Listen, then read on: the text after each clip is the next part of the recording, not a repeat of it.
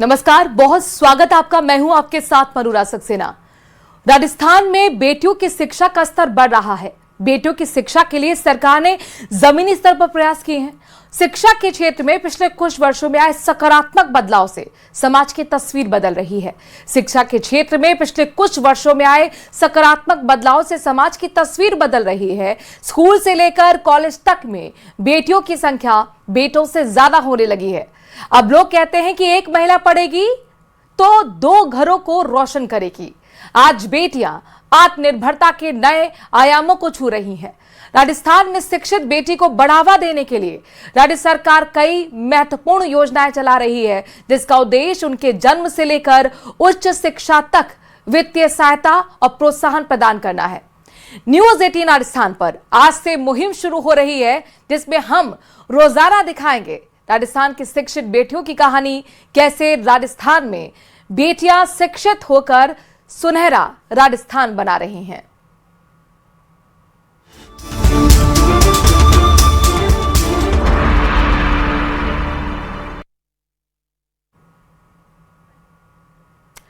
जब हौसले बुलंद हो तो व्हीलचेयर भी परवाज बन जाती है। करौली की बेटी शैली अग्रवाल ने यह साबित कर दिया है कि शिक्षा बांटने वाला खुद सबसे बड़ा उजाला होता है। अपनी दिव्यांगता को शक्ति बनाकर उन्होंने न सिर्फ सैकड़ों बच्चों का भविष्य संवारा है, बल्कि शिक्षित बेटी सुनहरा राजस्थान की मिसाल भी कायम की है।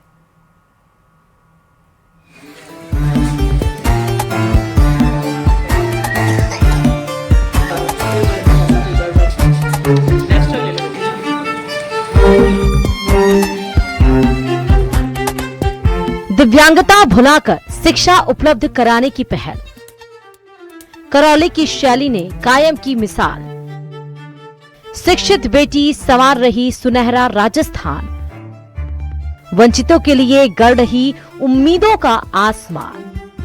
तो फिर मैंने उन बच्चों को धीरे धीरे सारे बच्चे इकट्ठे किए आसपास के मोहल्लों के। अब आज मेरे पास बच्चे काफ़ी दूर से बच्चे आते हैं पढ़ने के लिए, और कम से कम मेरे पास 100 बच्चे हो जाते हैं करीब। बेटा पढ़ता है तो पूरा परिवार आगे बढ़ता है, लेकिन बेटी पढ़ती है तो समाज और देश आगे बढ़ता है। करौली की शैली अग्रवाल आज उसी उजाले की किरण है, जो अपनी व्हील चेयर पर बैठकर शिक्षा से वंचित सैकड़ों बच्चों की जिंदगी बदल रही है। बचपन में घुड़सवारी के दौरान हुए एक हादसे ने उनके पैरों से खड़े होने की ताकत भले ही छीन ली, लेकिन उनके हौसलों से लड़ने की ताकत कोई नहीं छीन सका। मैंने 8-9 के क्लास में ये हादसा हुआ था। 12th जैसे तैसे बनस्थली से कर ली थी मैंने। फिर आगे चल के मैंने फिर प्राइवेट BA में किया, फिर स्पेशल एजुकेशन से B.Ed किया हुआ है। फिर मेरे मन में आया कि एक दिन कि मुझे कुछ बच्चों के लिए कुछ करना चाहिए समाज के में, और आगे चल के काम। मेरे यहाँ पे एक काम वाली बाई आती थी। शैली बताती हैं कि निःशुल्क पाठशाला की शुरुआत उन्होंने अपनी कामकाजी महिला की एक छोटी बच्ची को पढ़ाकर की थी, जो रोज अकेले पढ़ने आती थी। फिर एक दिन उसने पूछा, दीदी मैं अपने साथ 2 बच्चे और ला सकती हूँ? यही छोटी सी शुरुआत 3 साल में बढ़कर करीब 100 बच्चों तक पहुँच गई। धीरे धीरे वो बच्चे ने फिर पूछा कि मैं और बच्चों को ला सकती हूँ। इस तरह से मेरे मन में आया कि मेरे को ना कुछ करना चाहिए, जो नीडी बच्चे हैं उनको कोई शिक्षा वगैरह का कुछ आगे बढ़ावा देना चाहिए। तो फिर मैंने उन बच्चों को धीरे धीरे सारे बच्चे इकट्ठे किए आसपास के मोहल्लों के। अब आज मेरे पास बच्चे काफ़ी दूर से बच्चे आते हैं पढ़ने के लिए, और कम से कम मेरे पास 100 बच्चे हो जाते हैं। भगत पाठशाला में पढ़ रही छात्राएं उत्साह के साथ बताती हैं कि दीदी ने उन्हें स्कूल से भी अच्छा पढ़ाती हैं। पढ़ाई के साथ ड्राइंग, डांस और रविवार को नए खेल भी सिखाती हैं। इसका नाम भगत विद्यापीठ दिया हुआ है, और मैं इसको 3 शिफ्ट में चलाती हूँ। 2 बजे से बच्चे आते हैं और 7 बजे तक बच्चे पढ़ के जाते हैं। ये बिल्कुल निःशुल्क चलाती हैं? हाँ, बिल्कुल निःशुल्क है। और किसी को कोई जरूरतमंद चीज़ होती है, बुक्स, कॉपी, स्लेट वगैरह, पेंसिल वगैरह, मैं उनको देती रहती हूँ। साल से पढ़ने आती हूँ। हमारी दीदी बहुत अच्छा पढ़ाती है। और कोई फीस वगैरह लगती पढ़ती हैं यहाँ पर? नहीं, किसी तरह की फीस नहीं लगती? कितनी? हमारी दीदी का कोई फीस नहीं लेती। हमारी दीदी बहुत अच्छा पढ़ाती है, प्रोग्राम वगैरह भी। अच्छा लगता है इसके स्कूल में मज़े नहीं आते थे। स्कूल में मुझे हमारे मैम सर स्कूल में पढ़ाते नहीं हैं, मुझे ट्यूशन में बहुत अच्छा लगता है। मेरी दीदी बहुत प्यारी है, हर संडे को खिलाती है। अगर ये कहा जाए कि बच्चों की चमकती आंखों में दुनिया बदलने की शैली की जीत के अक्स दिखाई देते हैं तो गलत नहीं होगा। अब शैली एक प्राइमरी स्कूल खोलना चाहती हैं, जहां और जरूरतमंद बच्चे निशुल्क पढ़ सके, अपना भविष्य गढ़ सके।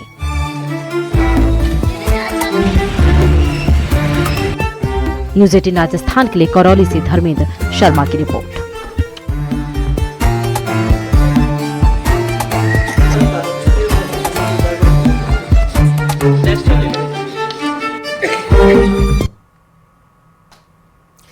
ये धोरों की धरती संघर्ष को सलाम करती है और ऐसी ही संघर्ष की कहानी है टोंक की रहने वाली मनीषा जोनवाल की, जिन्होंने गरीबी की आग में तप कर शिक्षा को अपनी ढाल बनाया और उतार चढ़ाव से भरी जिंदगी को हराकर नया मुकाम हासिल किया।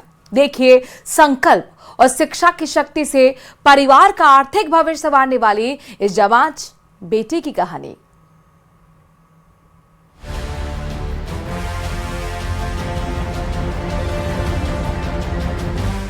हालातों की मार शिक्षा बनी हथियार।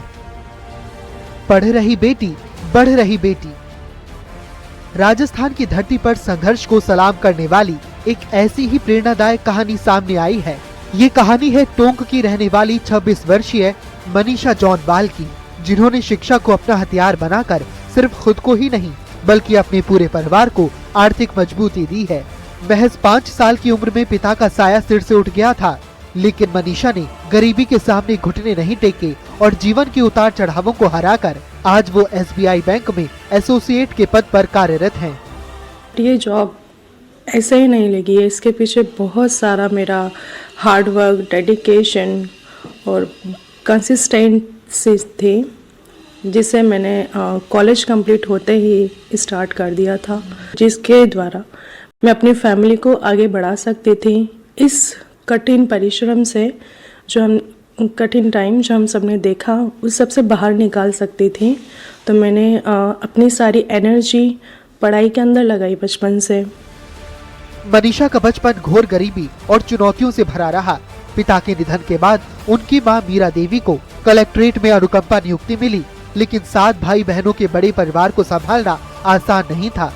बहनों में सबसे छोटी मनीषा ने बचपन से ही अभाव का जीवन देखा था, लेकिन उन्होंने ठान लिया था कि वो सिर्फ नौकरी नहीं बल्कि परिवार का सहारा बनेंगी। और फिर आया साल 2018, जिसमें बीकॉम पूरी करने के बाद मनीषा ने तुरंत बैंक नौकरी की तैयारी शुरू कर दी। कोरोना काल की चुनौतियों के बावजूद उन्होंने अपनी पढ़ाई नहीं छोड़ी और मेहनत जारी रखी। इसी लगन का नतीजा है कि साल 2024 में उन्हें SBI में नौकरी मिली और आज वो टोंक जिले के ककुड़ ब्रांच में एसोसिएट के तौर पर काम कर रही है। मैंने बचपन से मम्मी को जॉब करते हुए देखा, अपनी सिस्टर्स को अपनी नॉर्मल लाइफ के लिए स्ट्रगल करते हुए देखा।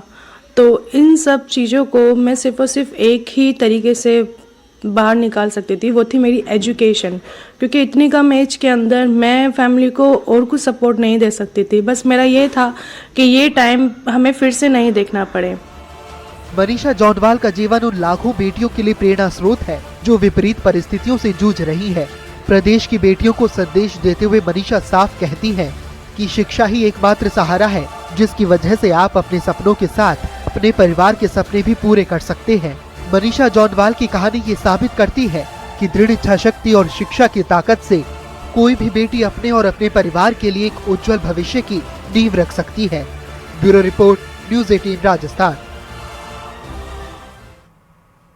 समाज की हर बेटी को शिक्षा का अधिकार मिले, यह आज के समय की सबसे बड़ी मांग है। न्यूज़ 18 की मुहिम शिक्षित बेटियां सुनहरा राजस्थान को लेकर शिक्षा मंत्री मदन दिलावर से बात की कोटा के संवाददाता हिमांशु मित्तल ने।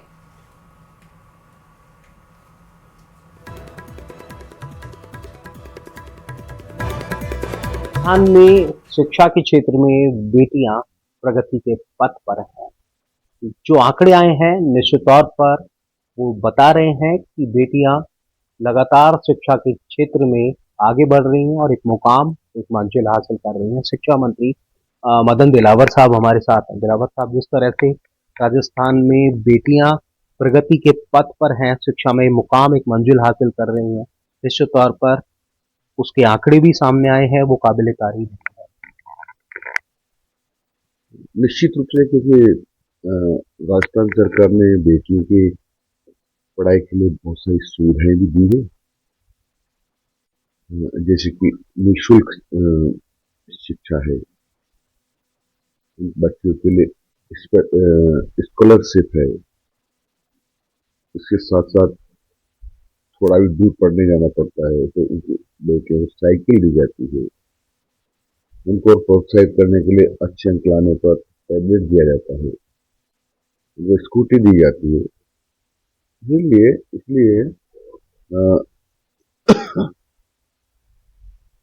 सब बेटियां एक दूसरे से कंपटीशन करती है और पढ़ाई का स्तर निरंतर सुधरता जा रहा है। क्या स्थितियां हैं सर, कितनी प्रगति हुई है, निश्चित तौर पर आप बेहतर तरीके से हमें बता पाएंगे? मैं समझता हूँ कि प्रगति पर्याप्त है, जिसको कहा जा सकता है कि संतोषजनक है। और सर, अगर बात करें तो बेटी की शिक्षा की प्रगति के लिए सरकार की तरफ से, जैसा कि आप अभी बता भी रहे थे, उनको विस्तार से जानना चाहेंगे क्या क्या कदम, क्या क्या ऐसे एफर्ट्स हमने किए जिसके बाद में ये अचीवमेंट हमने हासिल की?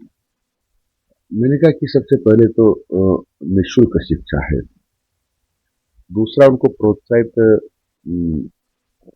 करने के लिए मिड डे मील जो पूरे देश में दिया जाता है स्वाभाविक रूप से। इसके साथ साथ बच्ची को थोड़ा भी डिस्टेंस से पढ़ना जाना पड़ता है तो उसके लिए साइकिल दी जाती है। इसके अतिरिक्त अच्छे अंक लाने पर टैबलेट दिया जाता है, स्कूटी दी जाती है और इसके कारण से बच्चे को प्रोत्साहन मिल रहा है। बेटियों की शिक्षा की प्रगति के लिए क्या किया जा रहा है और आने वाले समय में, और क्या किया जाना चाहिए सामाजिक स्तर पर? देखो, लगातार जागरूकता के लिए भी सरकार बहुत काम कर रही है। शिक्षा का महत्व माँ बाप समझने भी लगे हैं और इसी कारण से लगातार प्रोत्साहन की योजनाएं जारी रहना चाहिए। जारी के साथ साथ उसमें यदि संभव हो तो बढ़ोतरी भी होना चाहिए। शिक्षित बेटी सशक्त समाज बनाती है निश्चित तौर पर, और सभ्य समाज का आधार भी शिक्षित बेटी है। आप ठीक कर रहे हैं, क्योंकि जब बेटी शिक्षित होती है तो पूरे परिवार पर उसका असर पड़ता है, चाहे वो बेटी का ससुराल पक्ष हो चाहे उसका पीर पक्ष हो, और दोनों पर उसका प्रभाव पड़ता है और ऐसी बेटियों से पूरा परिवार प्रेरणा लेता है। सबको शिक्षा का अधिकार मिले, शिक्षा का अधिकार तो है, लेकिन कई बार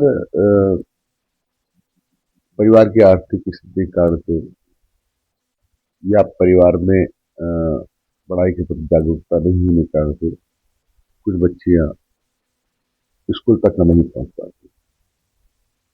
इसलिए हमको किन प्रकार उनको स्कूल पहुंचाना चाहिए और जहां उनको आर्थिक स्थिति बाधा बन रही है उसमें भी सरकार को सहयोग करना चाहिए। अंतिम सवाल आपके तरफ से, बतौर शिक्षा मंत्री आपने क्या सपना देखा है राजस्थान की बेटियों के लिए?